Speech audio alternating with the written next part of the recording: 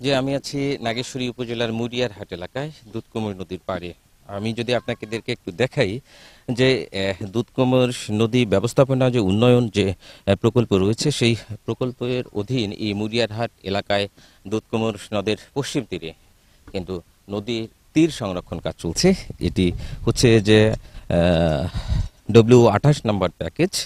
এখানে প্রায় 12,31,00,000 টাকা ব্যয়ে এই 600 মিটার এলাকা কিন্তু তীর সংরক্ষণ কাজ এখানে চলছে। এখানে আমরা দুদিন আগ থেকেই যে অভিযোগটা পাচ্ছি, স্থানীয়রা বিভিন্নভাবে আমাদেরকে যে অভিযোগ গুলো করছেন সেটি হচ্ছে যে আসলে যেভাবে কাজ করবার কথা তারা যেটা জানেন বা পাশের যে প্যাকেজগুলো রয়েছে, পাশের এলাকাগুলোতে যেভাবে কাজ হয়েছে ঠিক সেভাবে এখানে কাজ হচ্ছে না, এমন অভিযোগে দুদিন আগে তারা কিন্তু এই এলাকার এখানকার কাজটা কিন্তু তারা বন্ধ করে দিয়েছিলেন।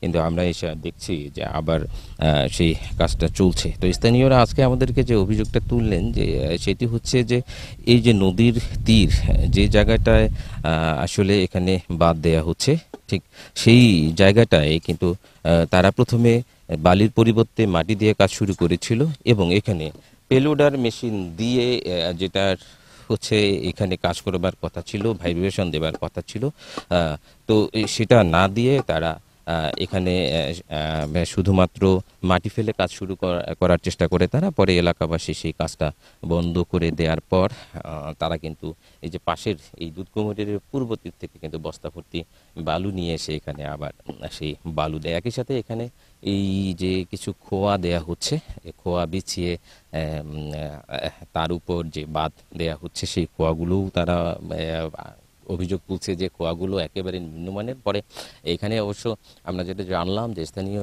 পানি উন্নয়ন বোর্ডের কর্মকর্তারা আসছিলেন, তারা এসে কিন্তু বলেও গেছেন যে এইসব খোয়া এখানে চলবে না। কিন্তু আজকে আমরা এটা